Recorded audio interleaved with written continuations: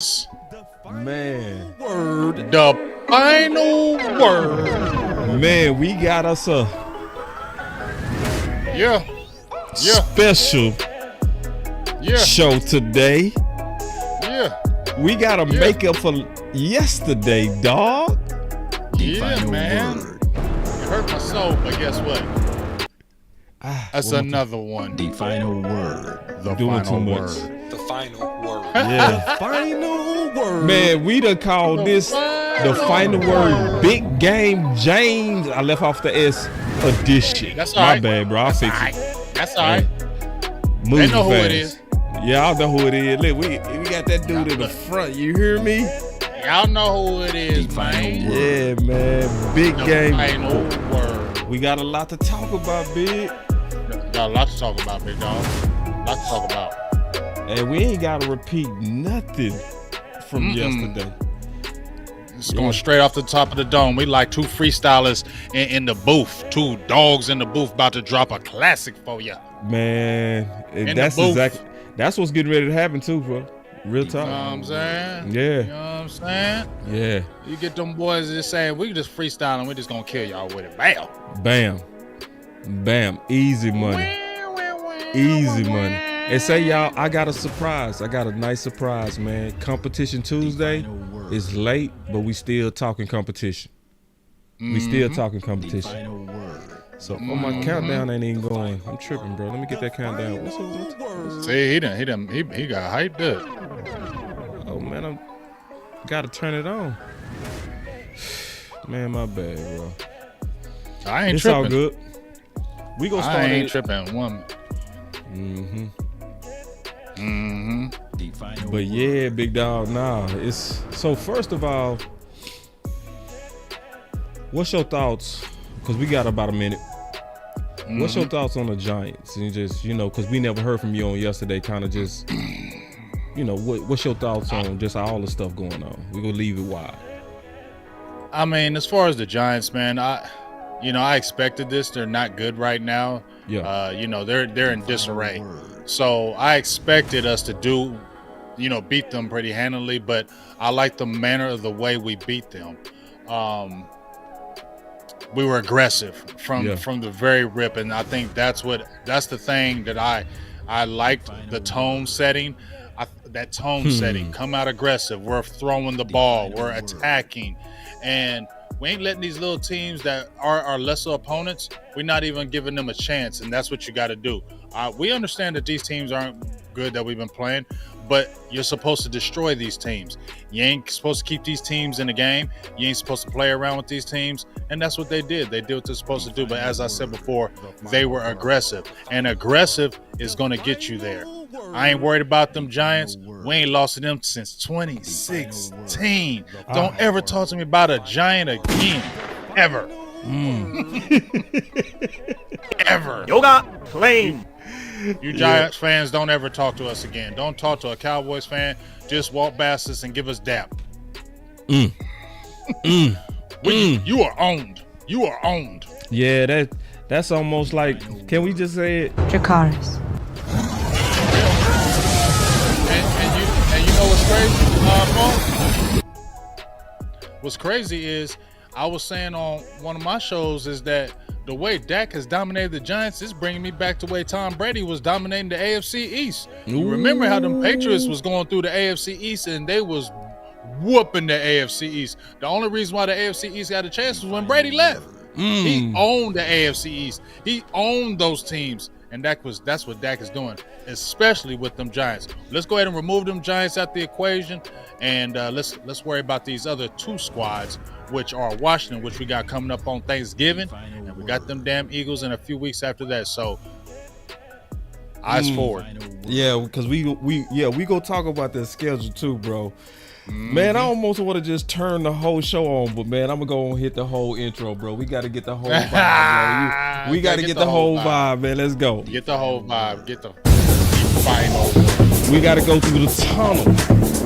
You got to go through the tunnel. Got to. Let's go. Got to go through the tunnel.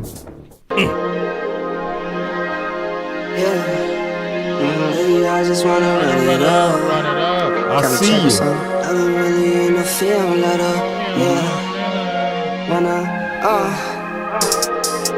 I've been really in the field, love the rush, I love the feel. Lately I just wanna run it up. Don't need no deals, I make the deal. Half the ticket to a meal. Lately I just wanna run it up. Kinda check the song. Lately I just wanna run it up. Count that too, count it up. Lately I just wanna run it up. Need them ones, I need them fives, need them tens, I need that change. To the safe, got blues inside. Greens and pinks, it's all the same. I still save and roll my change. Take some losses when I play, charge it to the game. I'm with L, yeah, I'm with T Black, I'm with Reverend now. I'm with Bay, yeah, I'm with Jay, yeah, I'm with Chuck and now. Still the same, not switching sides, now it's about loyalty. You switch sides off for the bag, and that's worth more to me. I mix Nike with designer, I experiment. You just rock what's on the shelf, and I'm not feeling it. Search for the one, but baby girl, it's nothing real as this. Can't trust a soul, I keep a hammer, call it too legit. Yeah. I've been really in the field, love the rush, I love the feel. Lately, I just wanna run it up. Let's go, man. We could never, ever, at least me, I don't know about nobody else, but I can never, ever get tired of that damn intro. Say that intro like Future. For real, it gets you right. If you like feeling some kind of way, just play that damn intro. You be all right. Yeah, you be all right, man. Just kick on that final word intro. It's gonna fix your day. It's gonna fix your day. Yeah. It's gonna fix your day. It's therapy. It's therapy. All right, man. So also, bro, I'm gonna just throw, because we freestyle, bro. We always do this. We've been doing this. So I wanted to talk to you about Mike McCarthy just real quick and Dak before we get into the schedule, because we got the schedule. We're gonna talk about some strategic stuff. But what's your thoughts on, because this is what I said, bro. I want you to hear me out. Okay. I said for the last 4 weeks, Dak Prescott has been the best player in the entire NFL. I won't fight against that. Wow. And you know me. Yeah, I know you. With Dak. You know me. You gonna keep it real. I stay on Dak. I stay on him. But right now, this dude is playing some damn good football. And I ain't gonna never hype it. No. But that boy is dropping dimes. He looks just so in control of that offense. Well, we were talking about the beginning of the year, boss. We talked about this at the beginning of the year. When he called that last game against the Raiders, we're like, okay, that's what we talking about. And then we got in the season, we're like, okay, Mike, what the hell are you doing? Why you said you was doing this, and then you're coming out with this.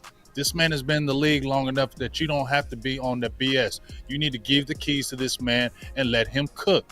And you see what he's doing. Like, them dimes he was dropping, they keep on talking about it. I showed it on my Twitter. That damn laser he threw to Brandon Cooks when he got smacked by Dexter Lawrence was amazing. That was an amazing pass. That dime he threw to Michael Gallup, because Michael Gallup did not have that man beat by that much. He just threw a perfect pass to him. You feel what I'm saying? And he's just been dotting it up, man. And he's just looking.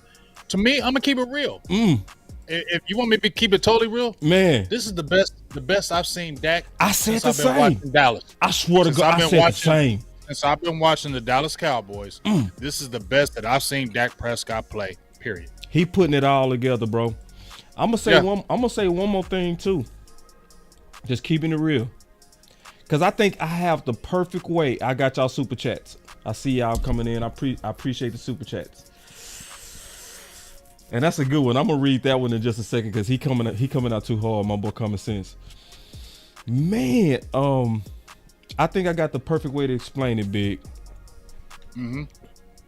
Because Mahomes, he's always gonna have a flash to his game that's gonna be eye candy, right? Versus Dak will be playing better, but it doesn't look as pretty. Right.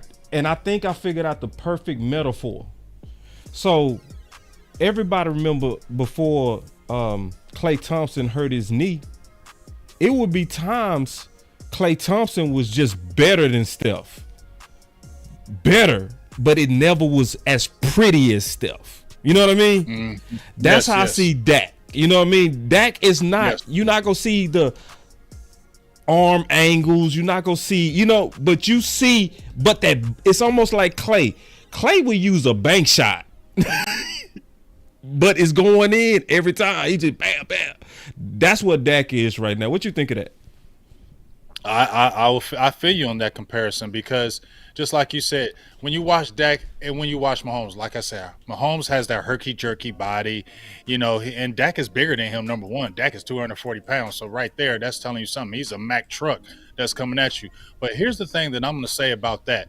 The biggest thing – that's true. That's a lot coming from BGJ. I see. They know. I appreciate that compliment. That's a compliment. Yeah. I thank you for that. That's a compliment. That for is. Me. Because I'm being real with that. That's right. I don't sugarcoat it with him. You don't sugarcoat. You know what I'm saying? So if he giving him credit, he deserves it. You feel me? So the biggest thing for me, boss, is what we've been talking about. I know you've seen that Marcus Spears when he was up on the Get Up or what they were talking about today. They're all recognizing it, what we've been talking about, and I'm going to just pat myself on the back right quick. Specifically, myself, I've been saying since 2021, Dak run the ball. Right.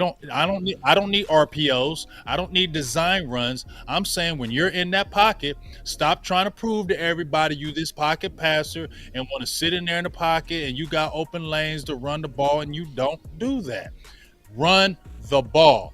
And now you're seeing him. I don't know if it's because he got maybe a little bit healthier. That could be it. But what we're seeing, because I made the tweet, boss, the last 4 games since we lost that game to the Niners, he's rushed 19 times for 90 yards. Doesn't seem significant, right? But those 19 rushes haven't been designed runs. They've been scrambles. They've been escaping the pocket. They've been him saying, okay, ain't nothing going, I'm running. And that makes the team better. And Marcus Spears talked about that today on ESPN. He said, you know why Dak is an MVP? He's getting back to using his athletic ability. He's getting back to using his legs. And that was what we've been talking about, boss, for the last 2 years.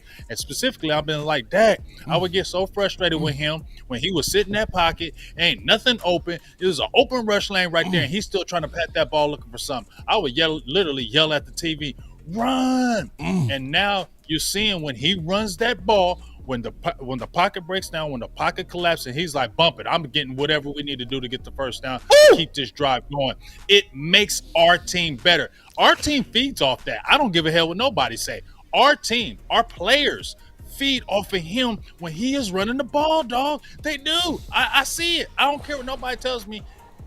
We feel it. We get excited. Continue to do that, Dak, because you change our whole dynamic of the team when you use them damn legs. I gotta do it. Hey, I love being a Cowboy. Big game, James. Game changer. Let's have some fun. Let's have a good time, man. Let's kick it. Man, I think that's the first time I ever hit that button that early, bro. Ooh, say, man, y'all throw some flames in here, man. Y'all throw some flames in here, man. Say, boy, say, man, that boy big. Dracarys.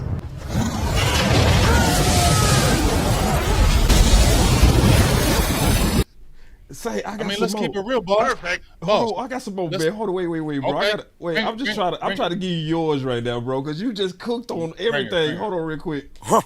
I think I got some more. I like that one. Ooh, wait.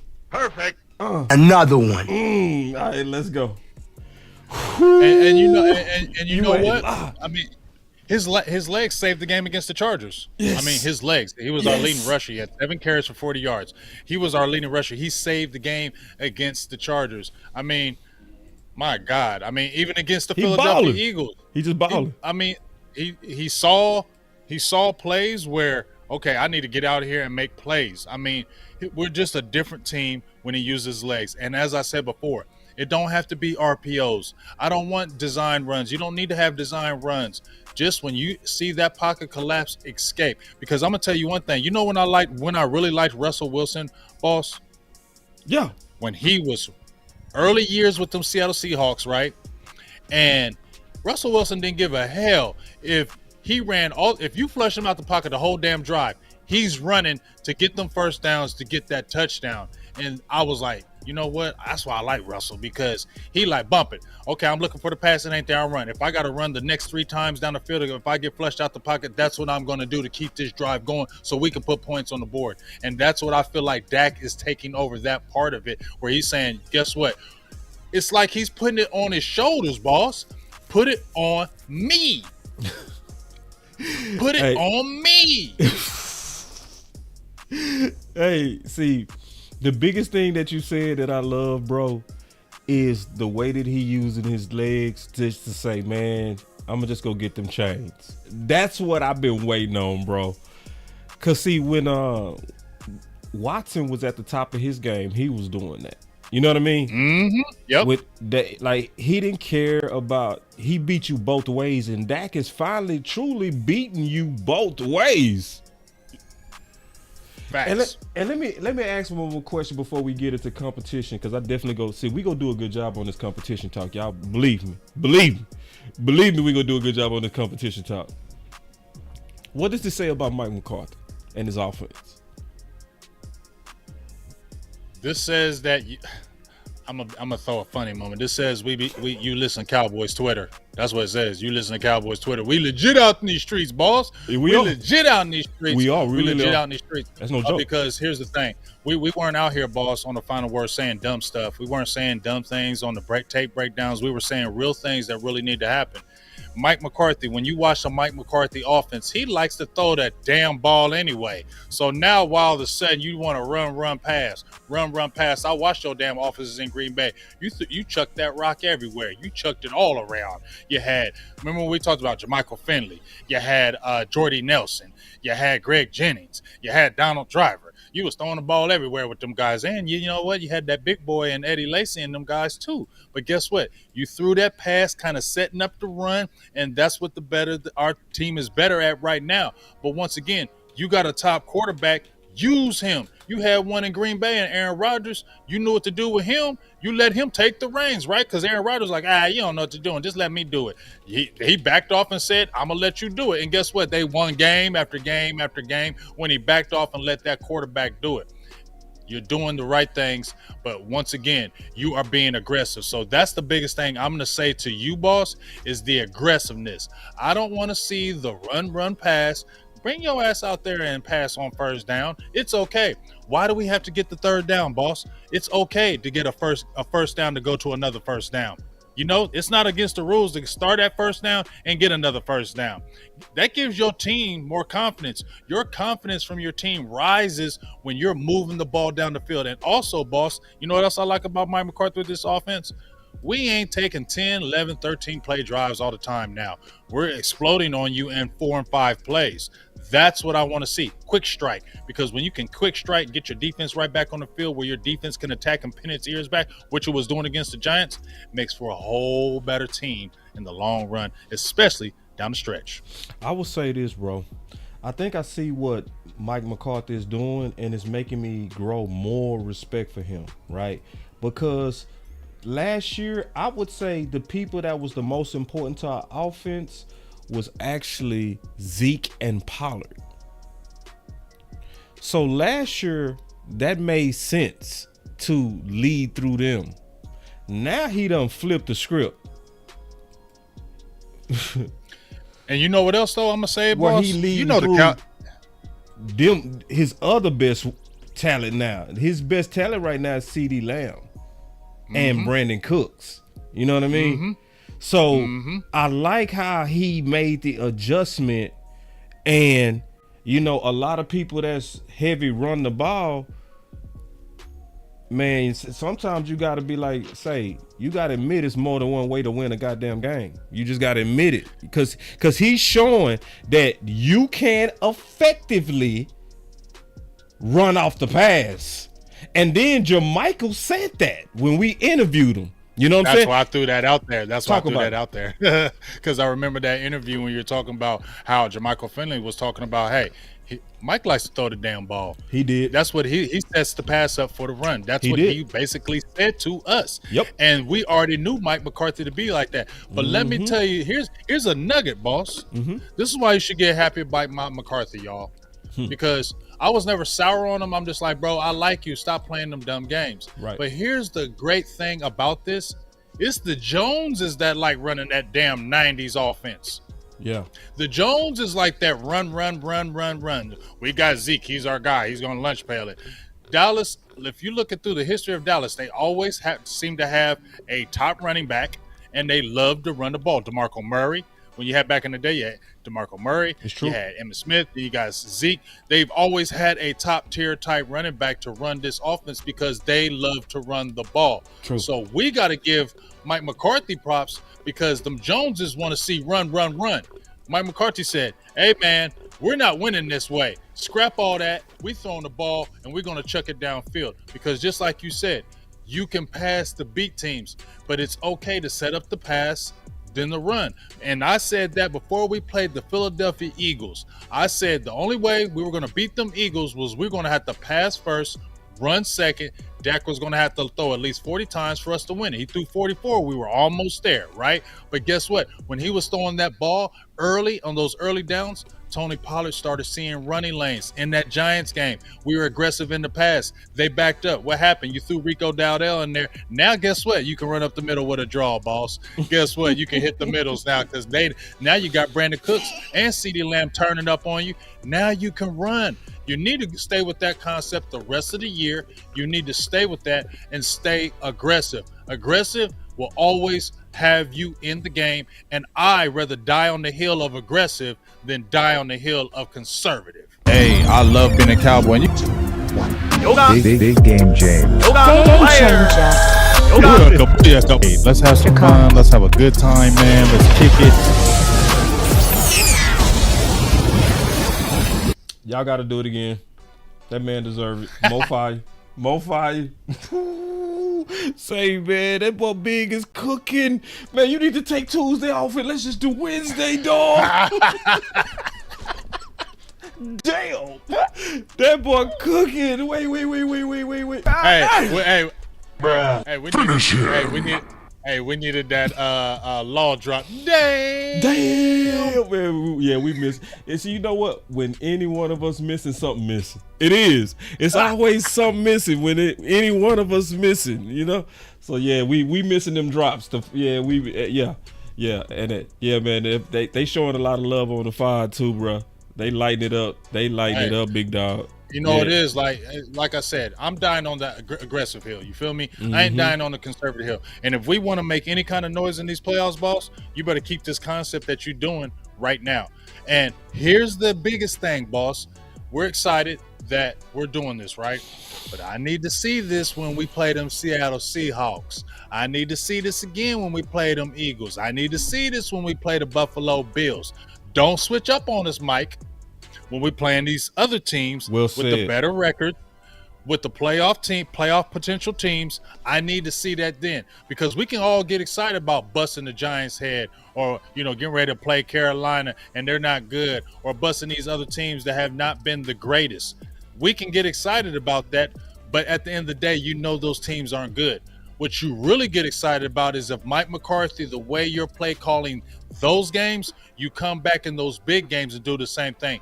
That's when I'll have a little bit more confidence in you, especially when we're going to the playoffs. Because if you revert that to that old way, I'm going to be like, you're being fraudulent, and I'm not going to like you. And I'm going to come right back on this final word and tear your ass up. Yeah, he is. And you should. Real quick, I'm glad I got this comment right here.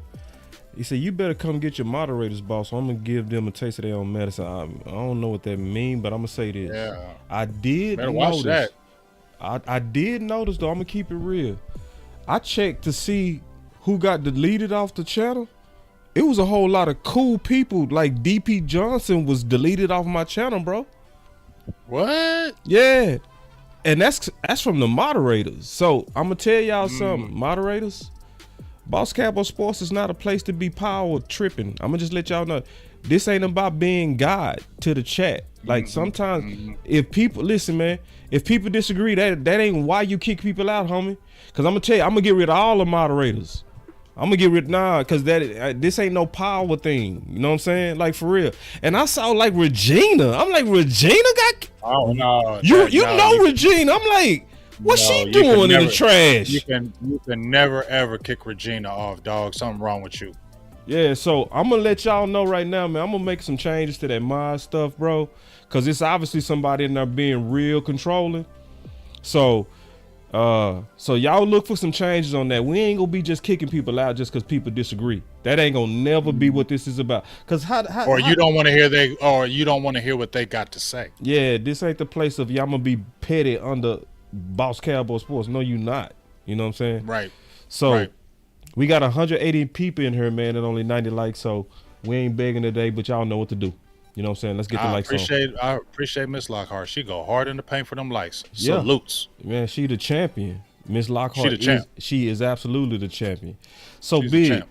I know we want to talk some about the schedule strategically, and you had some thoughts on your mind. And listen, when we made listen, when Big wasn't there yesterday, it was overwhelming. We're big. I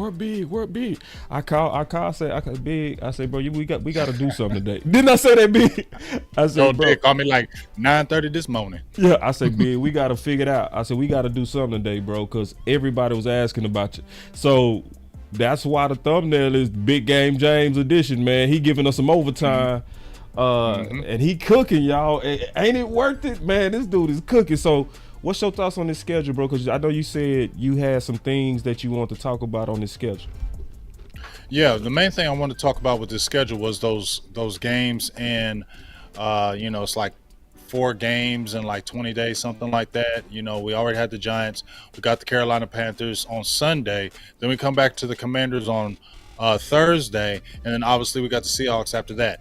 We have to be careful because it's not about those teams being better, but when you play those games in that quick of a time, letdown can happen. Yeah. So that's why I was saying, in this the same way you put away those Giants, you need to be uber aggressive in this Carolina game.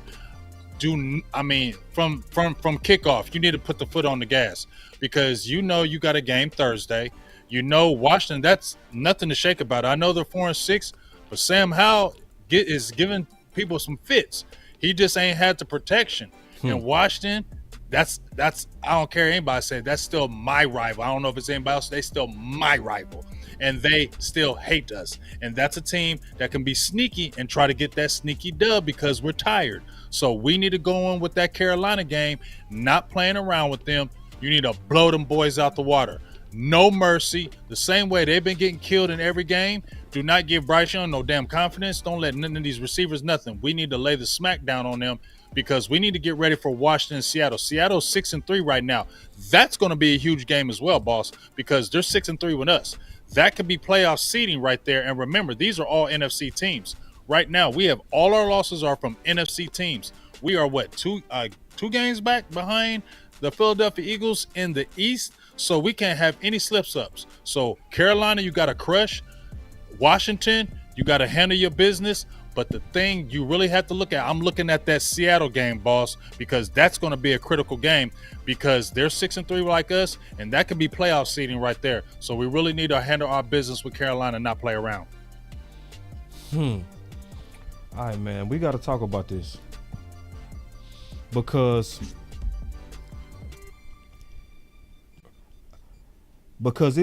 we saw last year that the Dallas Cowboys did treat certain games like preseason. And I think it was smart.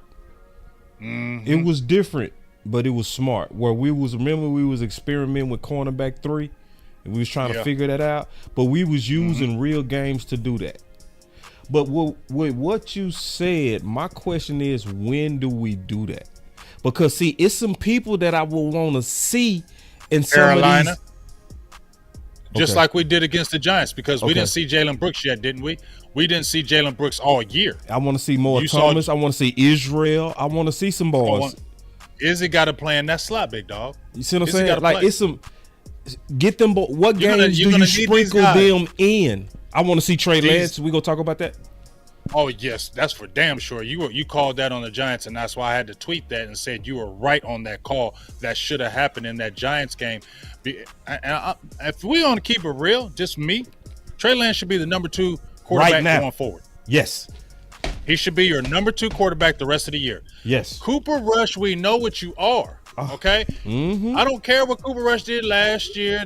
Give him hand claps for what he did last year. But Cooper Rush, you are not a starting NFL quarterback, dog. You are not, and I have no confidence. I don't care what he did last year. I have no confidence in Cooper Rush. God forbid if Dak went down, that we had to turn the reins over to Cooper Rush. That he's going to continue to make that train run. No, I don't have no confidence. I don't care what he did 2 years ago against Minnesota. I don't care what he did last year. No, Trey Lance is still a better player than you. That's why he went higher in the draft, and that's why you went undrafted. That's why Dallas Cowboys traded a 4th-round pick, and that's why they brought you off cut waivers. You want answers? You feel me? And nobody ever picked you up, Cooper. When they let you go, we were the only one. Dallas was the only one picked you up. So we already know what Cooper Rush is. We don't need to see no more no damn Cooper Rush. You need to see Trey Lance for the rest of the year from here on out, period, point blank. Yeah. And then Jay Tuck raised the hell of 5 point yesterday. I'm laughing because it was funny.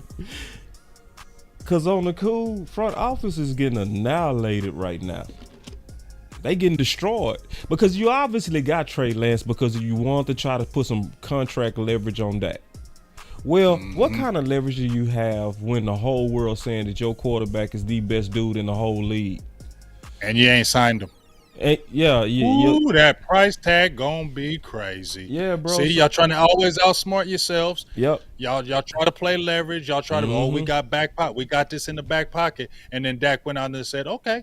And the consummate pro, Dak was like, it's cool. I'm going to put my arm around this man, and we're going to be great. And I bet y'all didn't like that either. You know what I'm saying? Maybe y'all wanted some friction over there, but Dak ain't that dude to do that. Y'all maybe wanted some friction. Maybe y'all wanted a little controversy, and Dak ain't give you none of it. You feel what I'm saying? This the only controversy you going to have is he keep on playing like this. That price tag going to be crazy, and you outsmarted yourself once again, front office. Once again, because you know what I said?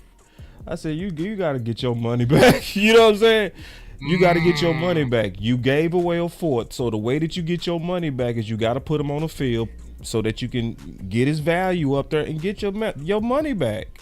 You know what I'm saying? You messed up, Dallas. Let's just be all the way honest. It's all good, though. You tried. It was cute. But nah, bro. You lost again, and everybody knew it was going to happen. You know? So, yeah, but that's the other reason why they need to play Trey Lance. Because you could, sadly, as goofy as sometimes our fan base can be, try to even get some type of false leverage. What I mean is, if he go in there and he plays good, it's going to be controversy anyway, even though Dak is obviously playing way better. So even that says you need to play him. Because Cooper Rush, man, he went 4-1, was a free agent, and nobody wanted him. Nobody. So I mean, you know, so like it's so many reasons to go ahead and stop playing. The fourth reason on Trey Lance, you might need Trey Lance. See, ain't nobody really talking about that part. You know, Dak done got hurt before. It was teams that needed they backup to win the whole Super Bowl, like Philly. You need that whole roster talented. Right. That's 100% right there. That last thing that you just said, you need the whole roster talented. No stone unturned. And who gives us, let's keep it real, who's giving you the better option to win, Cooper Rush or Trey Lance? I don't give a hell. I'm taking Trey Lance all day over Cooper Rush. I don't care what he did over there in San Francisco. I don't care if he looked erratic. I'll still take him over Cooper Rush any damn day. You got it? Yes. So Cowboys, keep on getting him prepped, because I know why you brought him over. Y'all want to put him on the practice squad, get used to those mobile quarterbacks so your defense can play against him, because you know you might be seeing that in the playoffs, Jalen Hurts, those type of nature. I get it. I ain't mad at that. Yep. But going forward, like you said, Dak has been injured, the last 3 years? He's had some kind of injury. 2020, 2021, and 2022. Those 3 years he was injured. He's healthy now, but you saw he was injured. And remember, boss, I talked about that on the final word before the season started was you got to keep your eye on Dak, because remember, he's been injured the last 3 years, so let's keep an eye on that. So if you're talking about that and God forbid something will happen, we need to have a guy that we can feel confident in, that we can still win this game. And I'm sorry, I don't have no confidence in Cooper Rush that he'll win games for us if Dak went down tomorrow. Nope. So get that man Trey Lance in there. So we done already now obviously moved to competition, right? So I didn't do my video on Competition Tuesday, but it's nobody better than Big Game James to kind of think this through with. So we just talked about the quarterback. So Trey Lance is obviously the winner of Competition Tuesdays and the guy that should get the nod at quarterback. Let's move to Rico versus TP. Can I get a witness? Well, you know what? I'm gonna just say this off the rip. With these two guys, I'm going with the hot hand.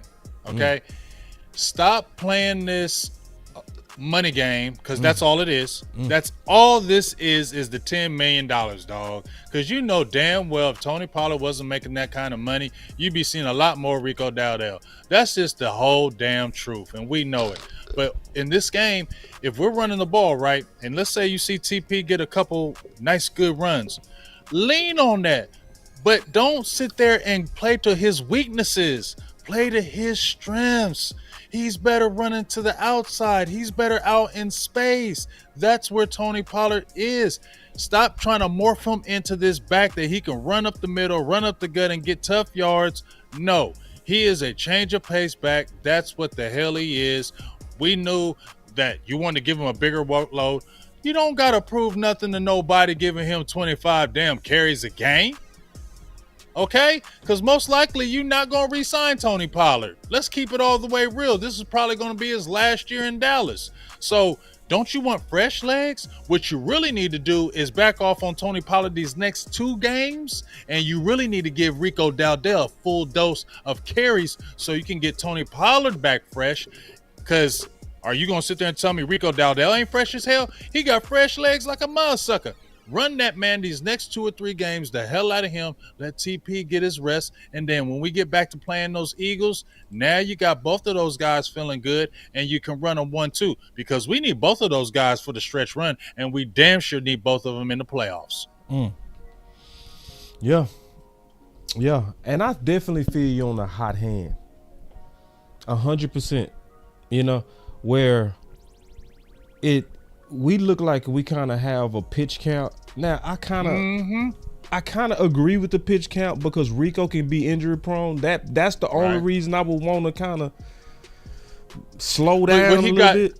Right, but the carries he got in 12 carries, boss, that's right around what I like around him. Yeah. Give him he got to get at least 10 carries in the game to me. If we measure the Kool-Aid, we would basically say keep it like what you had with the Giants, basically. Just maybe a little bit more, maybe just but maybe right around, you know. That to me was a perfect type game in my opinion, because you had 12 carries. I think Tony had like 15. How was that wrong right there? And how was that wrong right there? That is nothing wrong with that. There is nothing wrong with that. The only way the Joneses are going to say something's wrong with that is because we paid this man $10 million. That's it. But this ain't about the money right now. This is about Super Bowls and championships. I love this comment right here, man. This is a real one. This is a hard balance, though, but it's real. He said that pitch count messes with momentum. That's true. That is, see, I can't fight that, big dog. You know what I'm saying? But then you still got to keep pitch count on the top of your mind, because that sometimes keep your guys as asset for the long term. Like, for instance, you know, obviously they going with less practices with T. Smith was a good pitch count. You know what I mean? Right. So it's a balance. That's not a perfect science. Sometimes I'll be wrong. Sometimes you'll be right, big dog. But that is a good pushback. I'm gonna give you credit on that one. I'll give him credit too. But once again, that goes to the hot hand.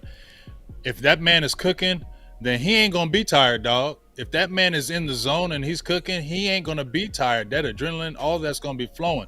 You gotta watch the ebbs and flows of the game. You see, hey, Rico is turning up a little bit. Rico got to get the ball. We saw when we were aggressive throwing that ball, and like I told you, Once we were aggressive throwing the ball, then when you did that draw to Rico, what happened? Oh, damn, he got a 12, 13-yard, 22-yard gain. He's right at the 1-yard line. You get what I'm saying? And guess what? You kept him in the game, and guess what? All them struggles in the red zone, we can't score from 1 yard. Who scored on that 1-yard touchdown? Rico! I'm just saying. Rico! That's what they need to start chanting in that damn Cowboy stadium. For real. Rico! Okay, so all y'all ghost watching, all y'all ghost watchers up in here, we said it, so go put it in the crowd for us. Yeah. Rico. Y'all see, go get a sponsor. Rico. They'll do it. They sure will. They'll do it. Like, for real, man. Every time he do something, the whole crowd saying Rico. Ooh. Rico. Oh, bro. You can go ahead and get you a deal and get paid on the side. You get you a deal. Because it is a dope chat. That's dope. Rico. Bruh. Hey, did we say that first over here? If we did, make sure you copyright. Mate, we timestamped it here. Yeah. So let's keep. But good talk on that one, bro, because that one is growing legs. You know, obviously, that is growing set. And I think that is the solution. One more thing. I think they need to use Rico on the red zone more. Hell yeah, that's a no-brainer. My bad, bro. My bad. My bad. I didn't mean to get aggressive, but that's a damn no-brainer, dog. Like, that's a no-brainer, man. I mean, do you see who do we hear Mike McCarthy? I ain't really taking Jerry Jones, but so I'm gonna go with Mike McCarthy. But what was the theme that we were hearing? He ran angry. Yeah. He ran strong. Yeah. Isn't that we were talking about what we missed with Zeke? Yeah. You said it specifically, boss. You said one of the reasons why you were frustrated about Zeke being gone is when we got inside that 20, we got a battering ram in Zeke Elliott that could probably get you those yards. Well, guess what? You got a guy who runs hard, he runs strong, and he runs angry. And you just saw when he got the big gain, we couldn't get that 1-yard touchdown. First of all, let me say this, boss. Get out of damn shotgun 4 damn times on the 1-yard line. I didn't like that. Stop doing that. You're on the 1-yard line. Why you in shotgun? Get under center because we're damn good under center. And what happened when you went under center and you had Rico under there? We scored. Rico needs to be in there in that red zone and not Tony Pollard. And if you're going to use Tony Pollard in the red zone, why don't you throw the damn ball to him? Oh, also, Amp was the one that came over with Rico La. Okay. Shout out to you, Amp. Yeah, Amp be coming up with a lot of shit, bro. Shout out to you, Amp. I'm following your lead. That boy brain always going, bro. So I'm following your lead. Yeah, so I can't wait till he really get going, man, because I could tell he gonna be coming up with all kind of catchy stuff. Landlord like that. Yeah, Landlord's got some good ass names. Yeah, Landlord got fire names. So I'm definitely down with Landlord. He got some damn good names. But we really need to push that Rico love, man. We need to get it in the stadium. We need to get that in the stadium, boss. We need to get that because guess what? When it gets so strong, it'll travel. Because remember when we had Moose? You ain't lying. If we got to get Rico La in that stadium, that's true. We got to get it. Because you know what else Rico La would do? It would help his politics. Because when you get the crowd behind you, yes, he's gonna stay in the game. Jerry and them gonna be like, wait, this whole crowd saying Rico La, keep him, bruh. Keep him in it, bruh. They go what they say? Run it again. Yeah, just like when Green Bay had Coombs. Yeah, nah. He would get 1 carry, dog, in 4 games, and you still heard Coombs. Yeah, nah, that's the play. We gonna have to find a way, man. Maybe we get about 10 of us with some Rico La signs, and every time he touch the ball, we say Rico La, because you know that would take off, bro. That would take off. That's gonna take off, and I really feel like it motivates the team too. Yeah. It's gonna motivate the player. Yeah. If the player hearing them chanting his name like that, but you gonna tell me if we go on the road, bro, and Rico is turning up, and you hear the in the opposing, bruh. Come on, man. Hold on, I'm getting chills. I'm getting chills. Wait, where my bro button? Bruh. One more. I'm getting chills, bruh. Yeah, man. So. Just like Terrell Bigelow said, we was yelling cool. Yeah, and did the same thing with Rico. Rico. It's the same thing. Yeah, Got to do it. Got to do it. Another one. Hold on. It's another one. Hold on. I got Another one. So another one we gotta discuss. Mm-hmm.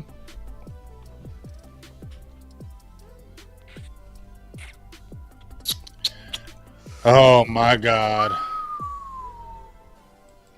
Now this one's a tough one. You know why? Mm-hmm. Because they're really pushing that agenda with Schoonmaker. They are really pushing it with him. This agenda. So hold on. This agenda. they're pushing. Jerry, my favorite. No, hold on. Go ahead.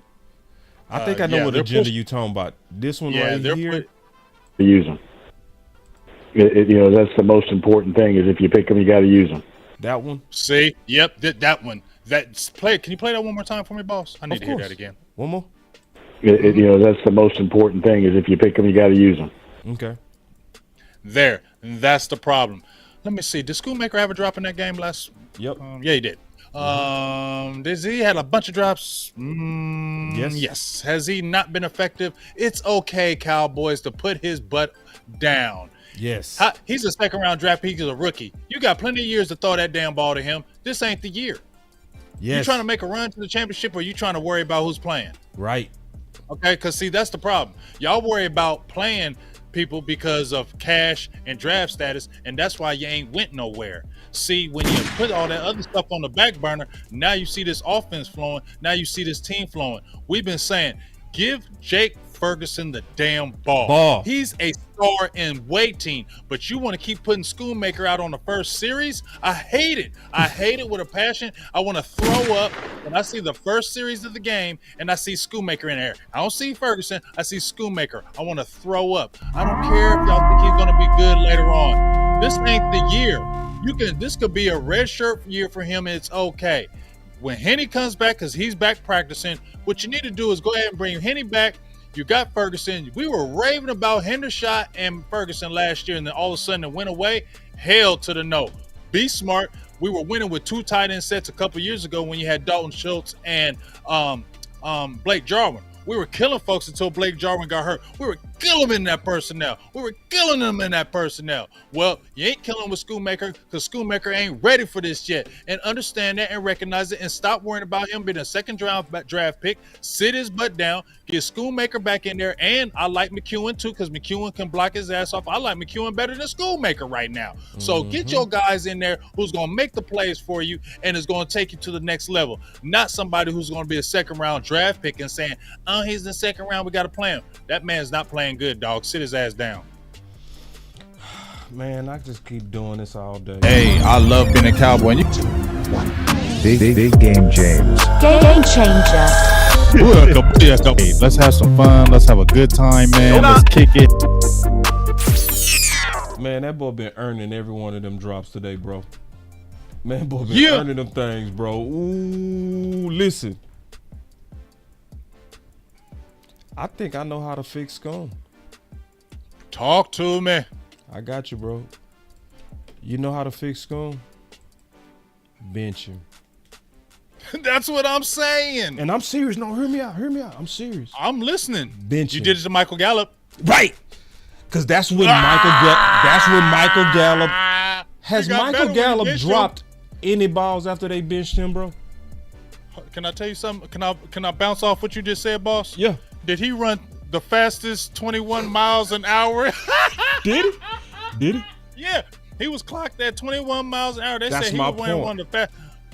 Why did he do that? Because guess what? Them snaps got reduced. And guess what? Now you see, my spot ain't guaranteed now, That's boss. how you fix it. Jalen Tolbert, when we started the first series, I didn't see no Gallup. I saw Jalen Tolbert. Now your ass woke the hell up. Now you woke him up. And you ain't dropping passes now. Now you running faster than hell. You ain't jogging across the middle dropping passes. You went fast as hell, and now you getting them passes that you want because now you see it's real. And they need to do the same damn thing with Schoon. You need to be benched when Hendershot is ready. Bench him, and it needs to be McEwen, Hendershot, and Ferguson in that order. And Schoonmaker needs to be benched. Period. Let me explain it because I think some people misunderstanding me. He said the only resolution is losing your job. No. All right. Now, let me explain it because do y'all okay? It was a time. Play your measure Kool-Aid. Oh yeah, let me play my your button, damn bro. measure Kool-Aid before you do It's a this. big thing for Boss Cowboy to actually say publicly that he drunk Kool-Aid. Listen, I do not drink Kool-Aid without first measuring. Let's go, man. Feel me? So yeah, Let's go, boss. so now I'm gonna give you a couple of stories. You gonna have to be patient, Big. Just be patient with me. I'm patient. Benching me helped me. I got benched when I was in the 8th grade. And I ain't gonna lie, I was a good football player, but I was taking it for granted. I was making mistakes. I was offsides. I was doing dumb shit just like Schoon. I got benched. It changed me for the rest of my life, bro. I hated the feeling. I hated watching my guys out there compete. Boy, I was dying, bro. Bro, the moment I got another chance, I looked just like Michael Hair was Gallup. on fire. My hair was on fire. I was diving. I was biting. I was. I didn't want that feeling, big. So people thinking I'm saying benching forever. I'm not saying that. I'm saying get his attention. This nice guy, if you pick him, you gotta play him. You making those guys entitled. That's the most important thing is if you pick them, you got to use them. That's spoiling them. See, it's like a kid. Your kid keep messing up, and he go get better. He a kid. Well, he ain't gonna get better. He gonna look at you and get worse. Right. You gotta treat him like a man. You gotta show him, hey son, it's consequences for this. I know you're a second round pick, but it's consequences for this. So when I say bench, I'm gonna give you the perfect example that's recent enough for everybody to feel me. Do y'all remember how Jarwin was playing when he first was playing tight end? Where he was trash and he was dropping balls. You remember he did the alligator arms versus the Jaguars? And they benched him, bro. And they put Rico out there. Man, the next time they put Jarwin in there, that fool had 4 touchdowns. I'm telling you how to fix Schoon. Treat Schoon like a man versus like a damn kid, and you go fix him. He's 25 years old. He's already older than most of the cats on our team. Treat him like a man. All this old babying. Oh yeah, he our draft pick. We got to develop him. He gonna mess himself up until he finally grow up. No. That's the most important thing is if you pick them, you got to use them. No, you don't. No, you don't. No, you don't. That's a flawed theory, and it needs to stop. If you're trying to win championships, the best man plays. That's it. That's it. And see, Big, I'm going to be all the way honest, bro. I was listening to a video that I did on June 1st, and I'm going to replay it Thursday. And guess what it was on? What up? Will politics cost the Dallas Cowboys a championship? Oh, yes. I seen that tweet, and you was like, oh, man, I'm seeing some alarming things that's making me think that way. Everything that I said on June 1st, I'm seeing now. And I warned about it. I was like, using money as a reason to start certain guys. Draft statuses is reasons why you keep giving guys chances and you neglecting your free agents. We still seeing it, bro. It has not changed. And see, I don't disagree with that at all. Let me play this real quick because what I did in that video is I was comparing the culture of San Fran to the culture of the Dallas Cowboys. Because some people believe, Big, that, every team got politics. It's like, no. There are certain teams to where they have a real deep-rooted philosophy to be anti-politics. See, people forget. I'm not to cut you off, boss, but look at them Patriots. They ain't winning right now, boss, but act up in New England if you want to. Yeah. You don't care about that. I'm trying to win games. Right. And if you out there messing up, you will be benched. How many times has Matt Jones got benched this year? Yeah. And organizations like that come back. They come back because they have the right culture. And it's respected in the locker room. And it's respected in the locker room, bro. And see, that's what we don't get. That's what the Dallas Cowboys don't get right there. And so, let me just give a little bit of history, and then I'm gonna play something. Then we go finish kind of breaking down some of this competition. Because we got some more good ones coming up. Some good ones. So, San Fran, people forget Kaepernick, when they started him, they was 5-1. Alex Smith took them to 2 NFC championships in a row. And they benched him while he was 5-1. So, was Alex Smith obviously a good quarterback? Yes. Yes, absolutely. But they wanted to get just a little bit better. You can only take us so far, and they recognized it. And that's they did the it. thing. Dallas would never. And that's the problem. And that's the problem. That's why we fall short, because they recognize you can only take us so far. So you got to sit. And we ain't worried about your feelings, dog. We thank you. But you're not going to take us to the next level. Think about it, what you just said with San Francisco. He went over to KC, and he was doing well over there too. They still went and drafted Pat Mahomes. And right after he had that good year, his rookie year, what happened? Pat Mahomes was starting, and Alex Smith was gone. And he took them to an AFC championship. And was gone. Dallas would never. A previous first rounder? Oh, no. Took us to this far? No, we can't do that. We're going to ride it to the We're going to ride it. Yeah, we're going to ride it. And see, let me show. I'm going to play something, and I heard it, because I didn't even realize that Jerry said it so clear. But listen to this, Big. Listen, bro. This might piss you off. This came from Law, too. Yes. Law, I got this from Law Channel, but listen. Jerry, we grew up on this upcoming game on Sunday. This is Madden and Summerall and Steve Young and Jerry Rice and Irvin and Haley and Dion. When we say the name, the team, the San Francisco 49ers, what immediately jumps to your mind? I remember sitting out in the stands and at a 49er game in San Francisco. And when I could, I would take in an NFL game. And I was sitting as a fan in 1987. Might have been a latter part of 80. It might have been a latter part of 87 or 88. Watching the 49ers play, had my shirt off, sitting there, and just enjoying it as a fan, but enjoying it as a wannabe more involved in the NFL. I remember a great friend of Bill Walsh's taking me out to see in 88, a year before I bought the Cowboys. And he took me out to see Bill, and Bill spent all afternoon, not an hour, he must have spent 4 or 5 hours with me going over nuances of pro football. That was before I ever really knew that the Dallas Cowboys were going to be for sale, but I wanted to be involved so bad.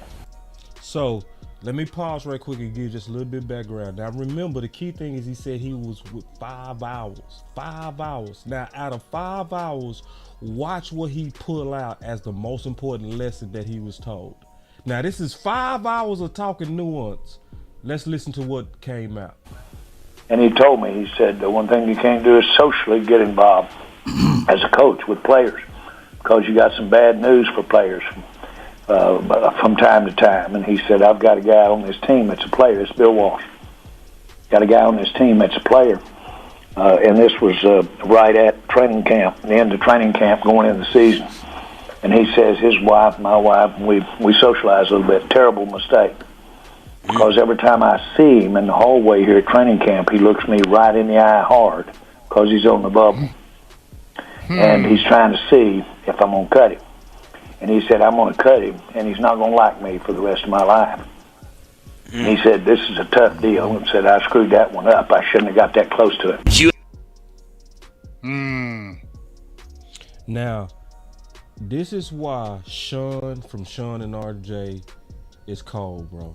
I got to give Shan his props, because the follow-up question by Shan, first of all, it took balls It was smooth, but it got the right information out of Jerry. Watch Sean on this question. Watch this. You ever have that soft spot guy, Jerry, that you knew you shouldn't love this much and it's altering your judgment? Did you?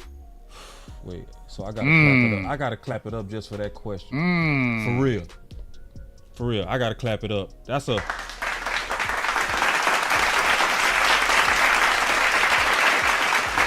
I wonder who he's gonna say. That's a first class journalistic question. First, bruh. I mean, let's keep going. Do you ever have one of those guys on the Cowboys? Yes, and more than once by a long shot. Absolutely. You don't. It's hard to. It's hard.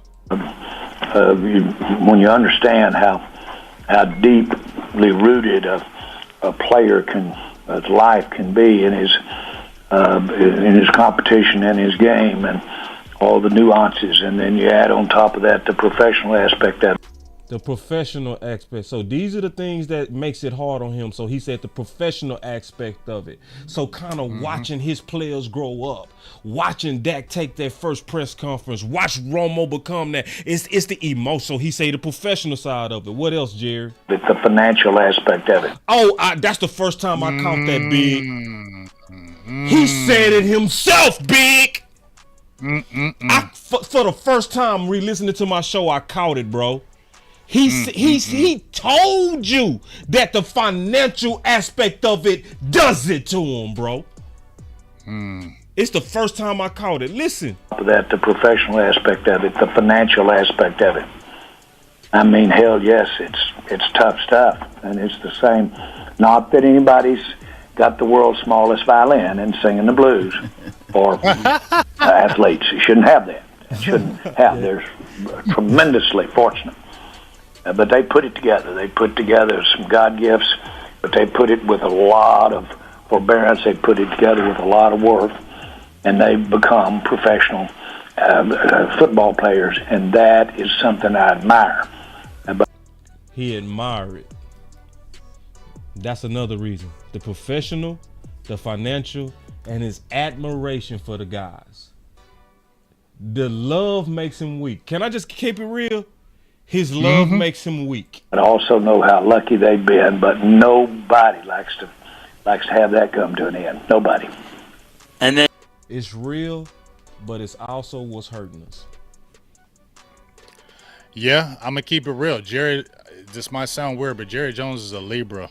He's like a Libra like me. His birthday's 2 days before mine. Libras have a certain love in their heart. Like we are caring individuals. We care. We really, really care. Yeah. So that's what I know. Jerry does really care about these players, dog. I know he does, because his sign is about caring and love. Yeah. When you look at Steven, he's the opposite. He ain't like that. No. He don't have that type of love. He's more cutthroat with it. I'll cut you and I ain't gonna care. That's his approach. So that dynamic is battling. You feel me? That dynamic battles upstairs, because you got an older Jerry Jones who's near the end, and you got Steven Jones who's on this cutthroat stuff that's right there. So I feel like there's still a battle right there where we don't see and never hear about that goes on between, in my opinion, them two, because they're polar opposites in my opinion. Man. So for everybody that been saying, it's the money with Tony Pollard. He just told you the financial aspect. And he said that himself. And Steven told you, we draft them, they got to play. So you heard both found out their mouths on why Cowboys fail. Why we fail. That's why we fail. You know, and because see, listen, we both want to win big game, James. But listen, and let me say this too, because I was talking to Amp today. My boy Amp said, bro, I ain't used to get big. He told me straight up. He said I used to get big. He said, matter of fact, big used to make me mad. He said, I make a lot of people mad. He said, the more I listen to Big, the more I understand, and the more and more I see that it's love that Big is doing. I said, yup. I said, that's why I be having his back, bro. That's why. And this is the thing I said. Everybody got to understand this. I'm gonna put the camera on me big when I say this. Everybody got to understand that I know and Big know the risk we're taking when we're telling y'all the truth. We know a lot of y'all don't want to hear what we saying, and we know we're risking our own growth for the truth. So it's never easy for Big to give up here and tell you the truth. You know, it's never easy. So when he's stepping out like he's stepping out, where everybody else want to tell you how good Mozzie playing and how Hankins is playing and Dak is the MVP and we're so good and we're in mid-season form and everything is gonna be good. We just need to we're getting better. Like Mike McCarthy has evolved, and no, the hell he has not. Mike McCarthy, no. What the reason why you saw Cook was not because Mike McCarthy has evolved. It was because public pressure was saying, where the hell is Cook? Because if we really evolved, we should have evolved out of training camp when everybody saw Cook was cooking everybody. Right. So no, I'ma always have your back, bro. I'ma always have your back. You know what I'm saying? Cause the people don't see it like that. Big is risking his own growth to tell us the truth. Yes. Because a lot of y'all don't want to hear it. Y'all want to hear popcorn, sugar content. That's what you want. So you run the channels that's gonna tell you everything good. And I'm gonna say this too. To some people, there's nothing wrong with that. Some people listen to us Big because they want to feel better. And I get that. But I'm going to tell you something. If that's all you want to do is feel better, I might not be the best fit for you.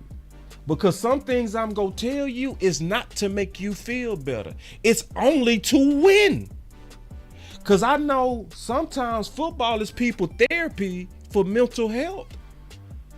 If that's why you listening, I ain't mad at you, but that also might mean I might not be the best channel, because we have different goals. You want to feel better, I want to win.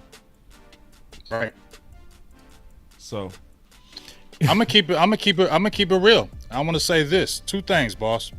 Number 1, I appreciate you.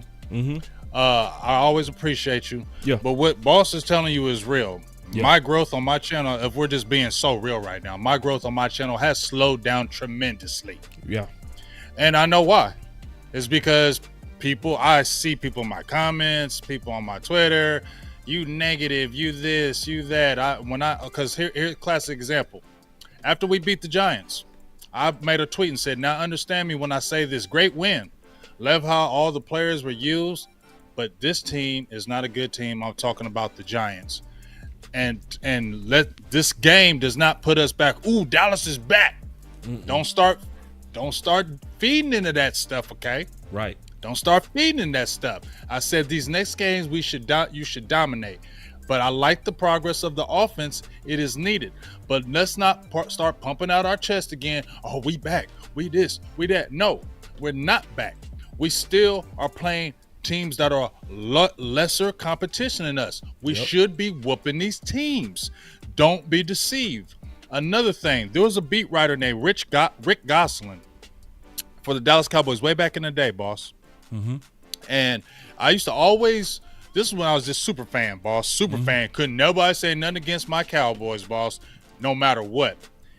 He would always write an article, boss, tearing up Jerry Jones, tearing up with the offense, the defense. We winning games. We won 4 in a row. We smashing teams. And this dude come out with negativity every time. And I used to get so mad at him, boss. But you know what?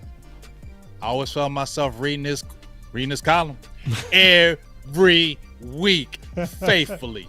Because even though he pissed me off, I knew deep in my heart it was the truth. Wow. And I didn't want to believe it. Yes. But I kept reading his articles because I knew he was telling the truth about the team. When he would say, y'all getting to see if Dallas going to fail this year. And I'm like, oh my God, we got a good team and what will happen at the end of the year. And he will point out specific things that were the truth. And I knew they were the truth, but I didn't want to hear that crap. And then 2 games later, damn, this mother sucker is right. And that's why I always read his columns, no matter if I hated it. I still read it because I knew it was the truth. And that's where we are today. And that's why this final word is the Big Game James edition. Left off the S. But this is the Big Game James. It's a good one too. And I knew it was gonna be good. I knew it. I just felt it. I said, Big go cook today. He cooking. Let's talk about it. You gotta be real, man. You got to. I gotta sleep at night, bro. Through me. I'm not gonna sleep out now. I'm gonna be bro. bothered. Yeah, I'm gonna and be trust bothered. me, boss. Before I make the tweet, I'm already saying, yep, you're going to lose this many followers. You're going to lose this many subscribers. I'm already telling myself this because I know I'm letting the grenade off and I'm letting the detonator. People ain't going to be listening to me. They're going to start getting on me. But I'm like, I don't care. I got to say what is the truth in my heart and a lot of y'all's heart too. And y'all don't want to say it. Y'all don't want to believe it, but you feeling it on the inside like me. Y'all know it on the inside like me. And we can't pump fake, dog. We can't pump fake this team because we've been through too much of a drought to pump fake anymore. Right. And Big, I'm gonna push back just a little bit though. Okay. Because I experienced this, right? When I was losing growth when I was going at Kelly Moore. I got it back triple. You know why? Because people saw from me being real in the heat that they could trust me. That same thing will happen to you. You feel me? It's that person that was real while it was hot, while they was by themselves. You know what I'm saying? And nobody, but see, now people respect me. They like, and people used to feel. You stood on it. Yeah, I stood on it. People used to feel. You stood on it. When I would say stuff that wasn't popular, like start still, right? That wasn't popular. People was mad at me for that, bro. They was telling you to shut up, boss. They was telling you before you came on the final. When we would do the final word, I remember what they was saying, boss. When you would talk about Kellen Moore, I would have people come in my chat, in my feed 2 days later. Why the hell is boss always talking about Kellen Moore, dog? They're telling me this. I'm like, y'all should know boss by now. That man stands on business. I don't know why you're telling me like I'm going to convince him to change. He ain't listening to me. Yeah. When he believes in something, he gonna stand on it. It's it. That's it too. That really is. That's why I better do the $1,000 a day. I said, I bet you $1,000 you can't give me you can't show me 12 pressures. Sure can't. From on the Philly game versus Steele. But you swearing by it on your tweet. You swear, oh, boss is fake. He deceiving y'all. Steele was trash. He had 12 pressures. I say, show me the pressures. I give you $1,000. Silence. He said, okay, that's what I thought. Because I did the work. I did the real work. I went line by line. And what be sad, Big, is I show you my notes, bro. I show you where I can go I know to you each went play. hard in the paint. I know you went hard in the paint, dog. I know you went hard in the paint because I know when you ready to stand on that business, I'm not just talking about it. I'm going to show you the proof. Yes. Yeah. So, and I wanted to say that because, you know, I think that's what make us in the short run and in the long run trusted. You know what I mean? It's a reason why I think we might not have a lot of subs, but we get a lot of views. You know what I mean? Yep. It's because people, and then I also noticed this. People come to us after we lose. You know why? They want to get the real answers on why. See, they go to other people for bubblegum when we winning. But when we lose, they want to say, what happened? What happened? What happened? What happened? Yep. What happened, Big? Explain this. Yeah, because we going to tell you the truth. I be like, all right, tried to tell y'all 2 days ago, but y'all ain't want to hear me. Now y'all coming over here 2 days later, want to hear me now. Now you want to hear me. Now you want to listen. I told you. I got some more. I got a little bit more competition. You good? You good on time? Yeah. Okay, cool. Perfect. Whew. All right. Me and the OC went at this yesterday. Armstrong versus Fowler. Right. And in that debate, I was greatly misunderstood. Greatly. I have always said, give Fowler more reps than Armstrong. The OC was saying, I was saying, get rid of Armstrong for Fowler. I never in my life said that.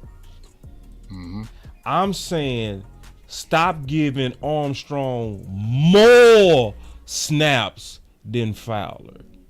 Okay? So let me just show something real quick on what that's based on. I'm going to also say this. This is also not saying Armstrong is not a good player. But what I'm trying to do is do what San Fran did, where Alex Smith was a good player, but we can get better with Kaepernick. Maybe it's just a little bit better, but at least we what? Better. So let me just show this real quick from last year, right? This is from last year, right? Fowler and DeMarcus Lawrence both finished the year with 6 sacks each. They trailed only Michael Parsons and Dorrance Armstrong, who had 13.5 and 8.5 sacks respectively. But this is the real part. Going deeper. Because that's the key. You got to go deeper. You find Fowler second on the team with 11 QB hurries. Parsons had 13. You also see Fowler and Lawrence tied second with 21 pressures. Parsons had 41. But the key part is Fowler did it with way less snaps. And that was my point to the OC yesterday. I was saying flip this. Just flip this. You see what I'm saying? That's all I'm saying. Flip it. Because the ratio says if you ramp up Fowler, you go likely double the production that you got out of him, which makes our team better. So, Big, let me ask you a question. With what happened last year, wouldn't it be obvious that Fowler should get more reps if we looking at the data?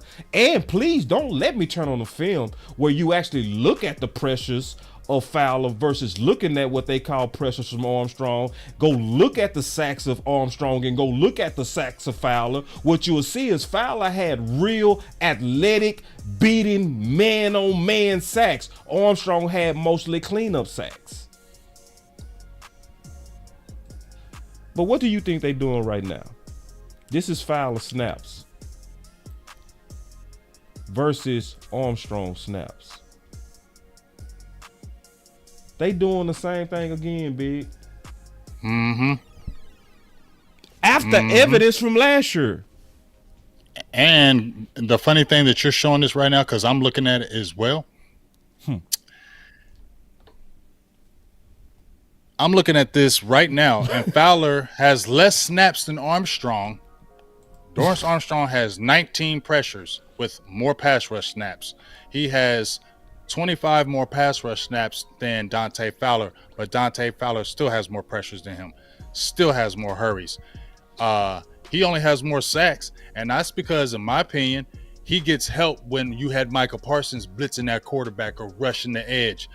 That's how Fowler makes that's how Armstrong makes his money off other guys. He's not just killing guys one-on-one. A lot of his sacks has come on stunts and from double teams from other players, and he's the open guy, and he makes the play. And can I say one other thing, boss? Dorrance Armstrong Jr. was drafted in the 4th round. Yes. Dante Fowler was a lottery pick. Yes. Top 3. There's a reason why. Right. Okay? So you can clearly see the difference. And I hear, I think Tariq Salim said Armstrong is better than Fowler in the run game. You got to show me where Dorrance Armstrong is so great in the run game, because I remember when he was getting towed down on that edge when he had to sit the edge last year. Got to watch some more tape. If he said he's not that great in the run game, if you say anything, Sam Williams is going to be better in the run game than both of them. We're talking about strictly pass rush ability that you're going to need down the stretch. And if you want all your dogs on that, Dante Fowler is better than Dorrance Armstrong Jr., period. Especially in pass rushing, it's not close, in my opinion. It's not even close. If you flip those snaps, just like you said, boss, it wouldn't be close. Did we not see when we came out in the second half, who was the first guy to get that sack? Dante Fowler. One-on-one. One-on-one, athletic. Did he stunt? Did he do anything? No, it No was stunt. 1-on-1 and he took it. Athletic sacks. I beat that man sack, not this. He was avoiding Michael Parsons, so he ran right into me. Man, nah, you feel bro. me? That's the most important thing is if you pick them, you got to use them. That's what's going on. That's what's going on. Because that's the most important thing is if you pick them, you got to use them. And plus, let's also say that they did re-sign Dorrance Armstrong Jr. to a contract. They did. They re-signed him to a contract. Dante Fowler's making less than him. And that's going to play him too. Like the money and the politics of the draft pick and the money is still into play. And y'all know damn well Dan Quinn went and got Dante Fowler. Right. So what the hell does that tell you? Oh, man, listen, man. I had to block a goofy ass dude off my Twitter today. Cause, when I showed the video on Twitter and I was like, man, I'm listening to my video that I did on politics and it's still the same, right? He said it's not on the defense. I said, bro, politics is on the defense, bro. It damn sure is on the defense. Why you think Wanye Thomas ain't playing? Right. Let's talk about it. Why he ain't playing? You feel me? He was just in there, hair on fire. And he got in the game against the Giants, and he was turning up as soon as he got in the damn Giants game. Turning up, bro. The moment he got in the game, he's turning up, bro. Yeah. He is hungry. Yes. He is hungry. He is thirsty, hungry. He wants it. And he has ability too. And he ain't no little dude. He ain't undersized. He ain't no little dude that we're afraid to put him out there because he's not big enough. He's big. He's a big dude. He's fast. He's aggressive. How are we thinking that he's going to fall off if you play him? Stop being scary. I think it's not even scary. I think it's that same old. It's the money. Well, yeah. You paid your Money. safeties. You paid J-Ron Kearse. You paid Malik Hooker. You paid Donovan Wilson. You paid all them safeties. And you know what? Why can't we believe that Jerry Jones is sitting there looking at Dan Quinn across the table or Mike McCarthy and say, hey, man, we just signed those guys to 3-year deals. Why are they sitting on the bench? You don't think those conversations going on? Oh, yep. You're in a whole different planet. Yep. But it's you're a whole different planet if you don't think that conversation don't go on. It's pretty obvious because, see, especially when you look at the Fowler versus Armstrong, I'm not going back to that. I'm just going back to the okay, he went to Atlanta, bro. No, he wasn't drafted to Atlanta. He went to the Jags. But he ended up signing a big contract to Atlanta while Dan Quinn was the head coach, which means what? It was a personal co-sign by Dan Quinn. So Dan Quinn recruits him, obviously, over to Dallas. And you telling me Dan Quinn like Armstrong over the guy that he personally recruited? Okay, sure. Twice. He recruits him twice but give him less snaps, but y'all think it's Dan Quinn playing politics. You better look close, man. When you see Brandon Cook taking all day and it take public pressure to get him the ball, when it take public pressure for them to obviously look at Fowler more impactful, the film said, the stats said, the ratio said, everything said, and they don't do it. Everything say play Wanye Thomas more, but it's not happening. It's not happening. Yeah. It needs to, because we need that type of athletic ability in that secondary, dog. I'm sorry, I'm not hating on J-Ron Kearse. I know he adds, and like I said, me and you had that battle. You were front and center, front line for J-Ron Kearse when he came over to Dallas. Yeah. You brought me to his side because I said, hell no. Did I not, boss? I said, hell no to J-Ron Kearse. I said, nope, I don't see what you seeing. We watched the tape together. We did a tape session live on J-Ron Kearse. That's how we did a live session on him. And boss was like, hold on, big. Hold on. Let me show you this. Let me show you that. Let's talk about this. And we went back and forth. Boss brought me over to J-Ron Kearse side because I wasn't near it. I didn't want it. And I got to be honest and say this. Kearse is not the same since that shoulder surgery, bro. Yeah, and to me, he's a step slower too. Yeah. And see, I had shoulder surgery. I'm going to be honest. It can take some bite out you. It ain't nothing, especially when you're a physical safety. Right. I'm not seeing the courage that I used to see. I'm just keeping it real. And he's not having that speed. And people got to trust me because Big Right, obviously, I was pro Kearse. Big time. You know what I'm saying? Big time. But Big time. I gotta always be pro Cowboys first. Right. Say, man, kick Donovan Wilson and Wanye. Admin. I unblocked T. Foster. Can y'all get him back? Get him out of here. I unblocked a whole lot of people, but send him back. Get him out of here. I ain't even doing it. He over here. I know, and he from my hood. That's why I don't like him. He said, I know y'all just don't find out about them Joneses. See, all that old sneak dissing. See, it be them boys from your own hood, bro. They always be your own people. It be your own people. Please block him. I don't want to see T no more. I don't want to see him. But anyway. That's why I love Boss. Yeah, I ain't dealing with that shit. He stopped shows to get your ass out of here. Yeah, I ain't doing it, bro. And they done shot him too. Look, I do the same thing. He gone. They shot him, bro. Look, my shooter's like, where my button at? Let me see if I got my shooter button. Ooh, you got the shooter button? Damn, I ain't got my shooter button. I got that one. There it is. I got that one. Now I got a one that say, man. No, it's another one I say, one of my buttons say, man, ain't no telling who was shooting. I got too many shooters. Yeah. He gone. Good. Thank y'all. Good job, moderators. Appreciate that. All right. I got a couple of more big. You good on time? Yep.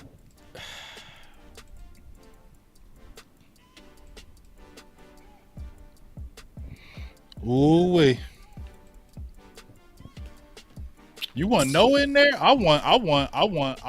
You want no in there? I want Izzy in there. That's cool. I want to see somebody. I want Izzy in there. You can't have. Let me make the case for Noah though. Go ahead. Can I make the case? Go ahead. Make the case. You made a trade for Noah for a second rounder, and you did it when Kelvin Joseph was playing good. Kelvin Joseph had a good preseason. So if you got rid of a guy that had a good preseason, then that should mean that the guy that you traded for should be of equal value, right?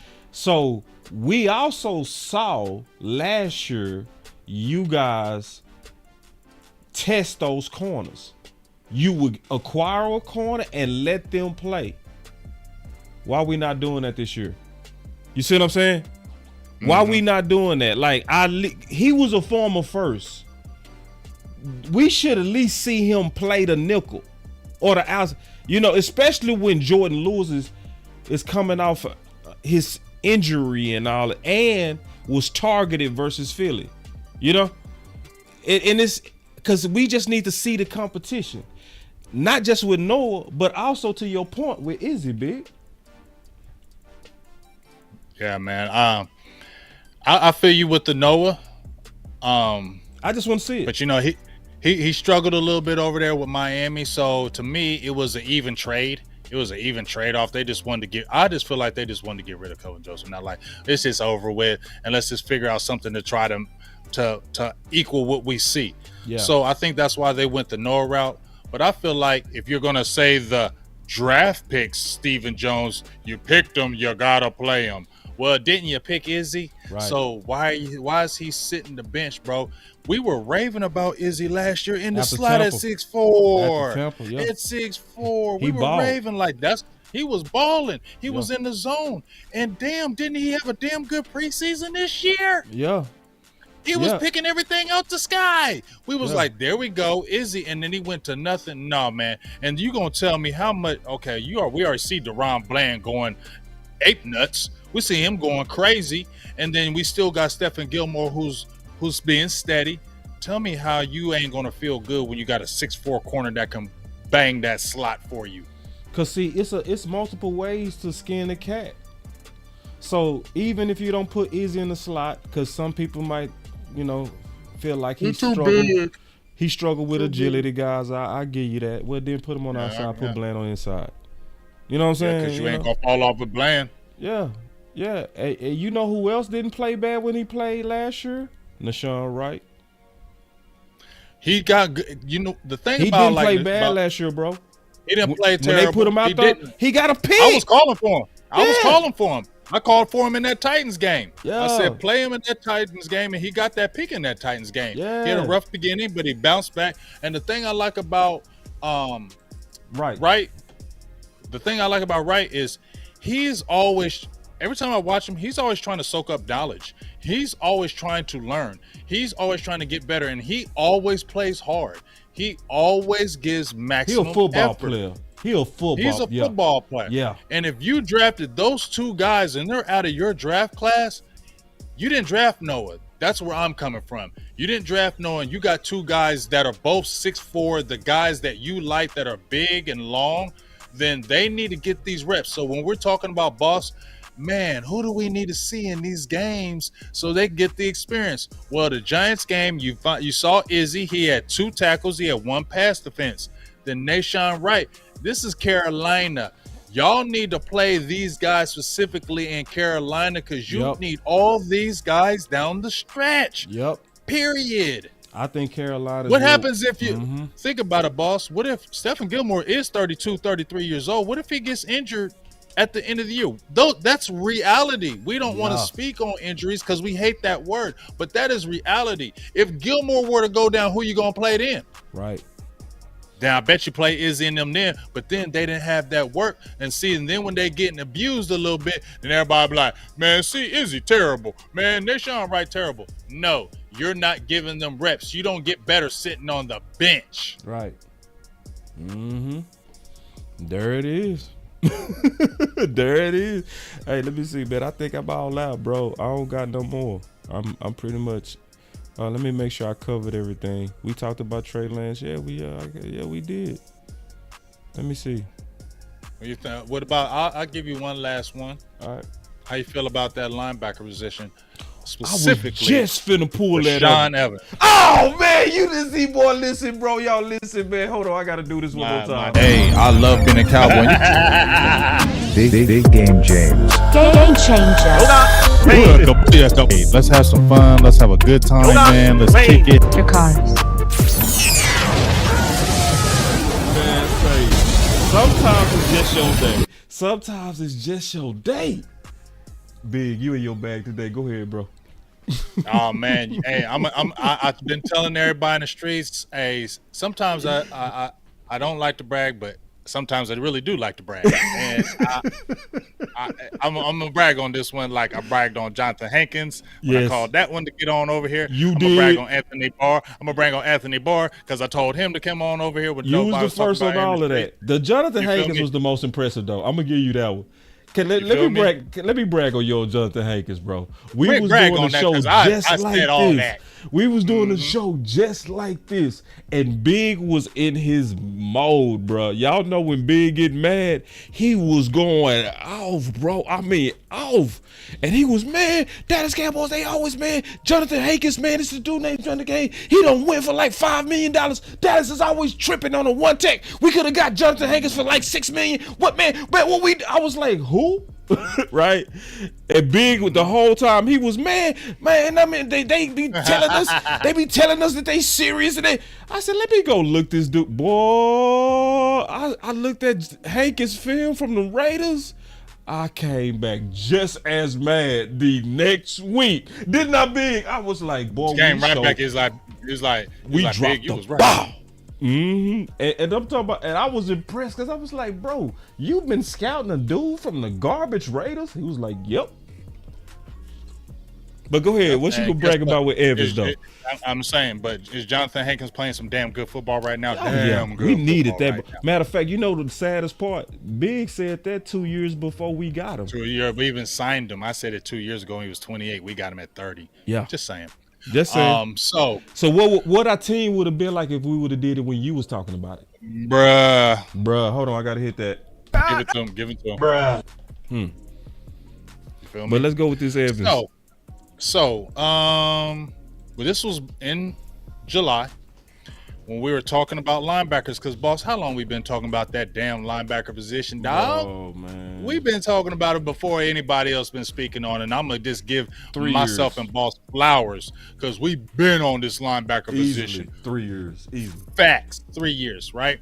So I said, man, LVE, we don't know what Parsons, and then we had, Devin Harper. We didn't know if they was really going to get that shine. So I just started going through linebackers. I just started looking at them, looking at them.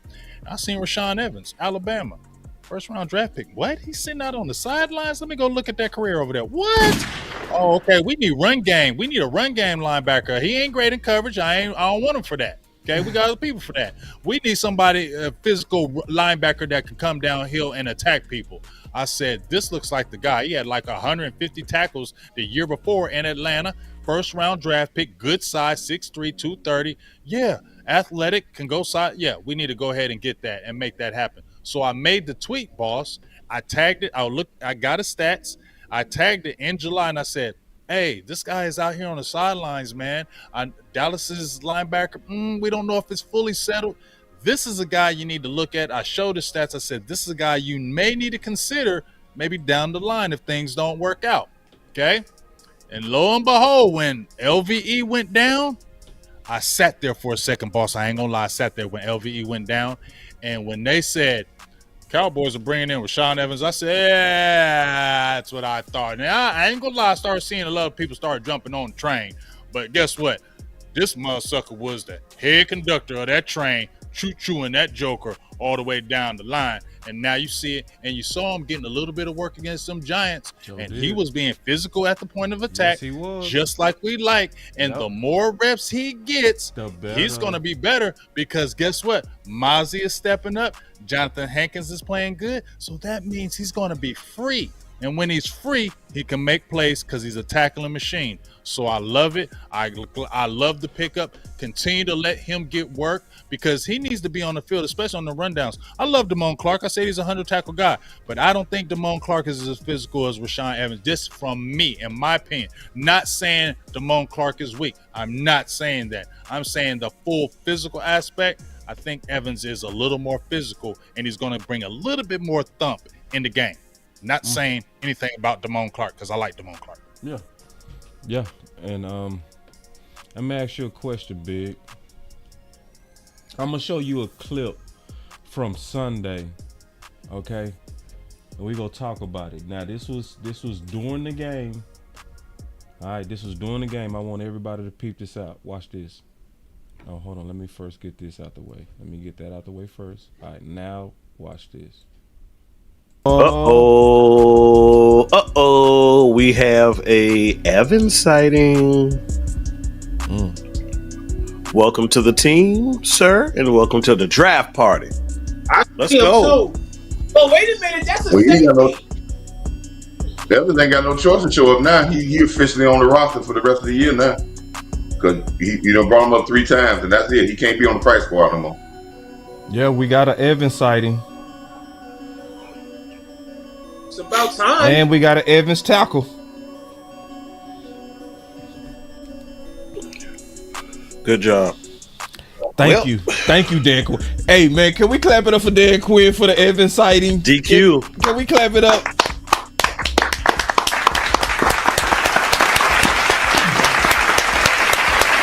That also means LVE is not coming back, y'all. Oh, wait. Look at Boss being the damn Nostradamus in this BI. But it's still sad why I knew. I knew because of the politics. Mm-hmm. So I said that Sunday, they announced it Monday. Mm-hmm. Because I said the only way you go see Evans is if LV is officially not coming back. Because of how we play our politics with those bastards versus sons, and we keep playing the same old game. That's the most important thing is if you pick them, you got to use them. So it's impressive, I guess, but it's sad. Mm-hmm. It's more sad than impressive. Right, because if LVE was never hurt, you would have never seen Evans. Yep. He would still have been out there on the Special streets teams. there chilling or asking, hey, can somebody pick me up over here? Mm-hmm. Because they wasn't even thinking about him until LVE got hurt. We need that physicality, and nobody is hating on LVE. He goes hard as far as the team. The team loves him, but he just don't have that consistent bite that you want from your linebacker position, and that's just the truth, because you can't tell me after a man had a neck injury in high school, after a man had a neck injury in college, after a man had a neck injury in the pros, that he's not going to be hesitant when it comes to hitting people. You're living in a fantasy world if you don't think that, because they aren't robots. Those are human beings. And if you don't think he don't process, if I hit this guy a certain way, my career might be over, you're fooling yourselves, in my opinion. And I'm going to say one more thing about LVE, man. All of us appreciate LVE for even attempting to go play after a neck surgery. That takes extreme courage. Courage like no other, especially playing linebacker. You playing middle linebacker and had a knife on your neck. So we all appreciate LVE, but see, it's also a major LVE cult, and they very, very, very loyal, right? That same cult was saying, "Oh man, we don't even have to go look at what's the old boy that came from Seattle? Bobby Wagner, because we got LVE." See, you on some cult type of stuff when you saying that. You know what I mean? That's weirdo behavior. That's weirdo. Like and see, some people, because we might critique LVE game, they try to act Karenish and try to act like we being insensitive about his neck. No, we talking about play. This has nothing to do with sensitivity. This has to do with politics and play. You know what I mean? And it's the politics is why we keep seeing guys that should have been gone. And see, let me say this big and we'll get into our final words. What's up, Rome? Rome in the building. What up, Rome? Rome in the building, man. I just saw the OG, man. I be multitasking, man. OG Rome. But Rome, I just want to say this real quick before we get into our final words, bro. They go so crazy for this draft philosophy that it's scary. See, it's that draft philosophy that it shows you how prideful they are about trying to be right about it. See, anybody else, if they said, okay, Gallup or Amari, anybody, let me add this to it. Gallup coming off a fresh ACL or Amari, everybody would have said Amari. We said Gallup. Then everybody would have said, okay, LVE coming off a neck or Harper. Gosh. Or Evans. Oh, that hurt my heart about Harper. He would have been good with us. He would have been balling right now. Right now. He'd have been balling. You don't think he wouldn't have latched onto that and took that by the reins, bro? You dropped the ball on that one too. Yep. You did. Yep. And then trying to be slick. And when you say stuff like this, people come for you. The big time is in the house. The big time show. He said the truth is we're better without LV. You so insensitive. You evil. No, bro. Don't let people see this on Twitter. They're gonna be like, look at you. I can't believe you're talking about somebody who gave his blood, sweat, and tears. Bruh, stop being sensitive up in this piece. You act like people act like, did you play? Did you coach? Do you not know the game? This ain't about him and his neck and his life. This is about the game of football right now. And his neck injury caused him not to be physical even when he was in college. People forgot that it's some teams that took them off of the draft board because of his neck. People know about that neck, bro. And we kept him on our go watch his college tape. It'll show you. He wasn't physical in college. That was his knock. Yeah. Hey, so let me jump on these super chats and then we'll get into our final words. It's only a few of them. Okay. And I appreciate y'all on these super chats. So on the first one, it says Fowler and Thomas need to play more. They're dogs. Facts. 100. And then my boy Landlord in the building. OG Landlord. Landlord. What's happening, boss? What happening? And what happening? With his great accent. What's happening? He said, telling the truth is not easy for content creators, but the real sacrifice, the growth anyway. Exactly. Yep. You know what I'm saying? Yep. Is we go get it. We'll get it on the back end. You know? Yeah. Because I ain't gonna lie, when Kellen Moore got fired, it shocked me to have 800 people watching. I ain't never see that. You know what I mean? But them people showed up because they was you like, know what they showed up because that boss. Look, they said that was boss. Boss been saying this. Boss been saying this. Boss. Yeah. And guess what? They were mad at me at first though. No. I know they were. What? I told you they was in my comments. I said, leave me alone. Okay, just leave me alone. Leave me alone. Boss ain't changing. So just stop. Don't watch the show then, because he's gonna talk about it. Yeah. All right. So, but here's the what thing. you say? Did you say what I'm saying? He talking about it again. Yes, they hit me up and said, man, tell boss can we just have a regular show and not talk about Kellen Moore? I said, no, it's not going to happen. So I don't know why you hit me up and telling me, because you know it ain't happening. That's the way it is. So, but here's the thing. Yeah. Boss said this about Kellen Moore, and I'm just saying, what's going on over there at the Chargers? Whole bunch of numbers, but ain't a lot of wins. Yep. Boss was right. Give him his flowers, man. Yeah. Boss was 100% right about Kellen Moore, dog. Yeah. You'll get numbers over there, but you ain't going to get them wins that you need. And it's going over there. Oh, wait till he gets over there with Justin Herbert. They're going to do this and they ain't doing shit. Yeah. And we all knew it. And see, that's the cool thing is, people used to talk shit to us with their chests out. They take their time now. They wait till it play out now. They wait till people used to be real bold to challenge us. They don't challenge us like they used to now. You know, they sit back and say he might be right. So let me watch a game before I say something. That's exactly what they do. Let me make sure the game is over before I say something. Yeah, because there used to be a lot of people used to clout chase. Because they used to be like bosses on some wild takes, and it's like, nah, I just don't go with you. I don't go with crowds. I go with I ain't going with you going, right? Yeah. You know, y'all getting panicked because y'all saw PFL put 12 on pressures. I just go check the film. And when I see the film and I don't see 12, I be like, man, I ain't worried about no damn PFL. To call them out. Yeah. And they be, PFL boss, hold on, they're reputable. Oh, you a fool.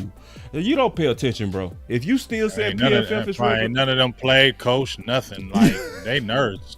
Yeah. Not hating, but they're nerds. Oh, man, don't get me started on the stat nerds.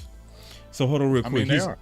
It's real up, man. That's a whole nother show. I want to do a show on stat nerd football talk, because that's what be messing up a lot. It's a lot of stat nerd football talk that's not based on real football. Real football. Yeah. Y'all sound smart. It ain't none of that happening, dude. Shut up. So then this super chat, I got 3 more. He said, Big always tells the truth. The truth hurts at times. Also, truth divides as well, and there's nothing wrong with that. I like that truth. Damn, truth, I only hit that one. And then Chris 214 say, Big is about the truth.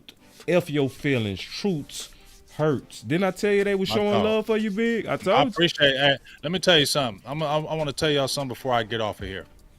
It really touched me when Boss hit me up this morning and said that. Because my girl, you know, my girl was like, they be wanting you in the chat, but sometimes I ain't gonna keep it real. I'll be like, man, I probably should just chill out today. I want to say this, but I probably should. She like, no, you need to be yourself because that's what they like. Yep. She's like, you say things people are feeling in their hearts, but they don't want to say it. So you're their voice. You are their voice. That's You're saying what they want to say, but they don't say it. You're speaking for all those people. They may stay silent, but they're like, yes, say it, Big. I want to say it, but I'm probably gonna get killed. Big don't care. So push it. So she's like, don't change. And you know, she gave me that confidence, you know, too. I mean, she gave me that confidence. Okay, I'm doing the right thing. I'm doing the right. And then you hit me up and say, hey dog, they was feeling you, and you need to be up in here. So, you know, I just want to tell everybody, for the super chats, from the shout outs, man, really means a lot to me. I don't do this for no fame and fortune. I just do this for the truth and the love of my boys. And I can only tell the truth as I know it. I can't pump fake, because like Boss said, I can't sleep at night. And I swear to God, that's the truth. It will bother me literally all day. It will bother me all day. It'll eat at my soul, because I'm like, I'm not being real, and I never want to do that. So, you know, I just have to say it how I feel it. But as I said, a lot of y'all know the truth of it, Y'all just got to start believing it too. Yeah. And then say it, share it too. And see, let me be transparent, bro. I was feeling last week like, damn, man. I want y'all to. I'm gonna give y'all my heart right now, bro. Give it the heart. We doing heart right now, bro. When I saw CeeDee Lamb having a beg for targets, and it was a contract year. Oh yeah, you was going hard. And I saw Cook not getting his targets, but they was targeting Gallup. And I know me and Big was drinking Kool-Aid at the beginning of the season, bro. Oh my God. I was pissed. I was very angry. And so, and I'm gonna tell you how I really felt, bro. This year, I wanted to believe that we was gonna finally be able to just enjoy this season and just let's prepare for the next opponent. Let's talk about how to beat the next opponent. I didn't want to be negative this year, Big. I'm being honest as fuck, bro. I never want to be negative. I'm being honest as I did not want to, bro. I was like, when I started seeing it, I was like, damn, you got to get your fucking pistol. Now, I ain't even want to shoot at my own team. You know, I done shot up Kellen Moore to death. You know what I mean? I was viewed as negative. I finally get to enjoy this shit this year. And I saw it and I was like, damn, I got to go to war with my own team. And I was feeling discouraged, bro. And then the Shannon called me, bro. The Shannon, and I'm see, like I called you, I got a call. Real talk. The Shannon called me. I picked up. He said, boss, don't stop. I needed to hear that too. He said, boss, don't stop. He said, I know you saying what you saying for the right reasons. Your voice matter. Everybody hearing it. Keep going. And I needed to hear that. Just like you said. See, people got to understand when we making these stances like this, it ain't easy, bro. Because me and Big want to be like, man, we finna beat these boys. Man, let's go. Man, we want to be that. But when you trying to win, sometimes you got to be like, nah, let me just tell y'all the truth so we can go ahead and win. So, let me get into these final words. I'm going to kick it off. So, I'm excited that we doubled down today, dog. I'm excited that we got the Big Game James edition, man. You know what I'm saying? My boy, somebody say Big Game James for president. Right on, bro. My boy got a strong voice. He also is extremely talented. And when he start cooking, ain't nobody fucking with him. I'm just saying you that. Like when he really start cooking, bro, I hit his button 5 times today. I hit his button in the first 3 minutes of the show. He came in that hot. And I'm going to also be honest and say this. Every time my boy not in the final word, I can feel it. You know what I'm saying? And we go hard. All of us go hard. You know what I'm saying? We all got confidence in what we do. But this basketball team is so solid. Like, we know each other. You know what I'm saying? It's like, and we know how to feed off the talent that we each other have.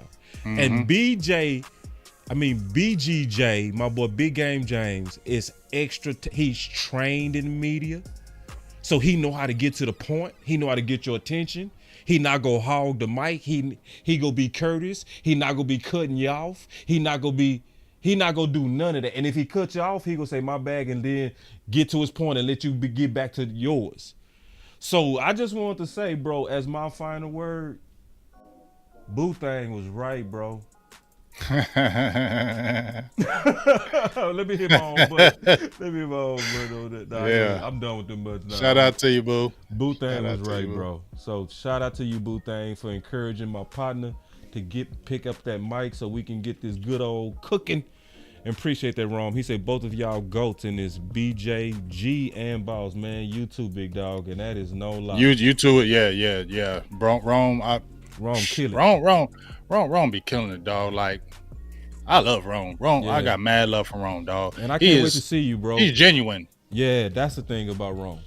Rome is genuine. That's the thing about Rome. He genuine. That's why I love Rome. Yeah. Rome is genuine. He don't front. Like he the He first do that'll not tell front. you. He'll say, "I'm not a film guy." He'll say something like that. I love it when because they'll be like, real. show the film. He'll be like, man, I ain't showing you nothing, but I got somebody who will. Yeah. Or he'll I'm say, like, "I'm gonna that's just my give you my dog. perspective on it, man. I might be right. I might be, but it's so real. It's so 100. Like, see, because he's not trying to put on no solid. airs.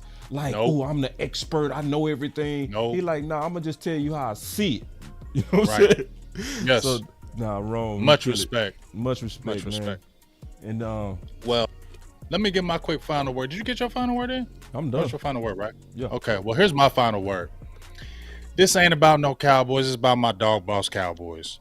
Okay. He gave me flowers. I'm giving him flowers, and that's how we ending it. Yeah. Feel me? Mm-hmm. I met Boss years ago, and this was so great about this, y'all.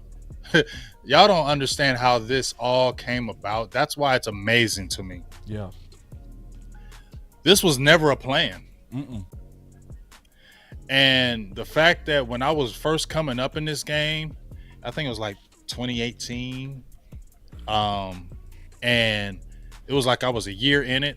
We were hot. A lot of things were popping, and Boss came in. I'll never forget. We did a live show at La Cantina.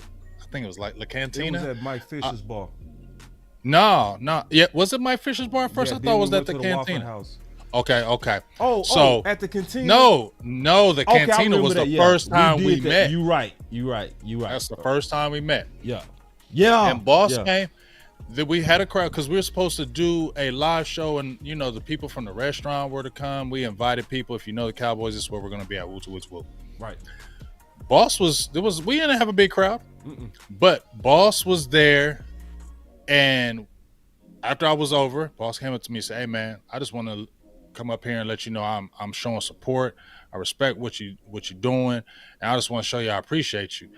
Dog, that meant everything to me. Like, y'all don't know how much it meant to me. Like, dang, this dude just came from Woo-Woo to come see me or us. Yeah. I'm like, wow. I mean, that meant a lot to me. Yeah. And then from there, it just slowly built. Yeah. Like, it just slowly built. Yeah. And we didn't even have plans to do no shows together. Nothing like that, dog. None of that was in the plans. None of that was in the works. Nope. But for me to see where Boss started, to see where Boss is out now, and Boss was always a beast from day one, but to see what you went through, how the come up was just real, dog. Like, it was from the mud. Yeah. It really was from the mud. Yeah. And I can appreciate it. This man wrote a book, a draft book, when nobody still knew about Boss. Mm-hmm. He went out and wrote a draft book. Now, nobody really knew about this man, and he went out and wrote a draft book. See, you got to have courage to write a book, a draft book. Yeah. You have to have courage because you're putting it in writing. See, it's all good when you say about it. It's all good when you say, oh, this dude is nice, or you tweet about it, this dude is this. But when you write a whole book, you putting your reputation on the line. Yeah. You are putting your reputation on the line because you try to backtrack, they'll go pull up your book.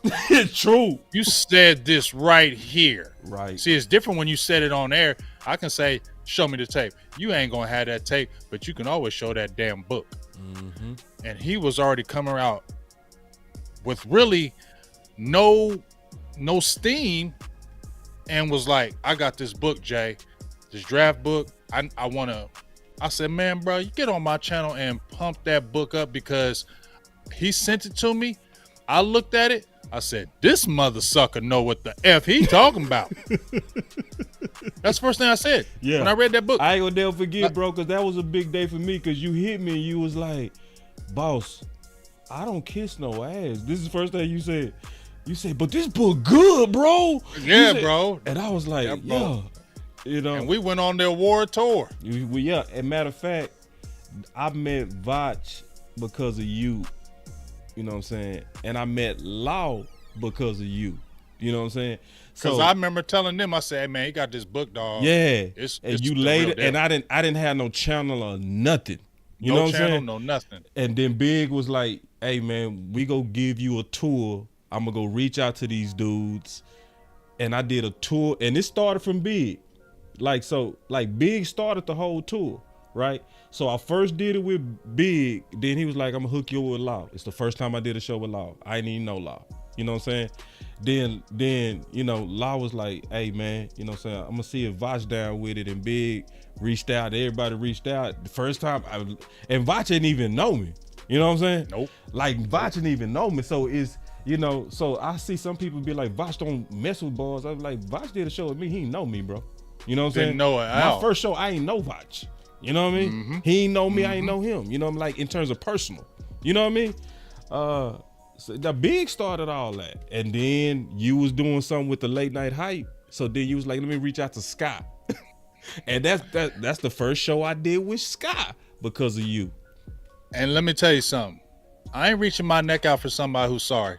Yeah, appreciate that. I'm sorry, and I ain't being no disrespect for nobody in the streets. Yeah. I'm not sticking my neck out for nobody. I'm not pushing no tours. I'm not gonna holler at people if I don't think you got that. Yeah. No, I'm not gonna do that. I'm not gonna do it because they're gonna come back and look at me like, man, bro, what the hell is you talking about? No, I'm not gonna do that for just everybody. You gotta really bring it. And the first time I met Boss, and then he showed me the talent, and then the man played for the University of Houston, was a hell dog in Dallas, Oak Cliff, killing fools in the football. You better go read them stats, dog. You better go look up them Dallas papers, and you're gonna see Marcus Smith. Yeah. You understand? Yeah. So not only can he back it up with books, things of that nature, the man played the game at a high level. So respect this man. I love you for life, boss. Me too, I love bro. what you're doing. And you know, even him taking over the show, if you would have saw how we started this and the dynamic when Boss put this together, how he is the point guard like Magic Johnson in his beard is amazing. This motherfucker is always doing triple doubles, period. And that's my final word. Man, let's go, dog.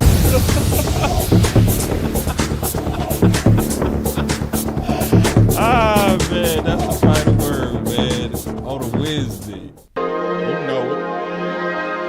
Yeah, I just wanna run it up. Can we check or something? I've been really in the field, let up.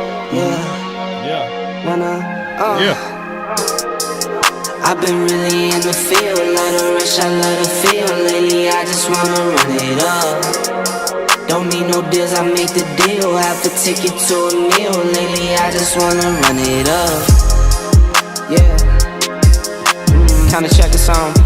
Lately, I just wanna run it up. Count that too, count it up, count it up. Lately, I just wanna run it up. Need them ones, I need them fives, need them tens, I need that change. To the safe, got blues inside.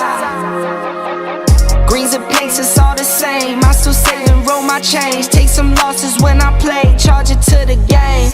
I'm with L, yeah, I'm with T Black, I'm with Revan now. I'm with Bay, yeah, I'm with J, yeah, I'm with Chuck and now. Still the same, not switching sides, now it's about loyalty. You switch sides off for the bag, and that's worth more to me. I mix Nike with designer, I experiment. You just rock what's on the shelf, and I'm not feeling it. Search for the one, but baby girl, it's nothing real as this. Can't trust a soul, I keep a hammer, call it too legit. I've been really in the field, let her rush, I let her feel. Lately, I just wanna run it up.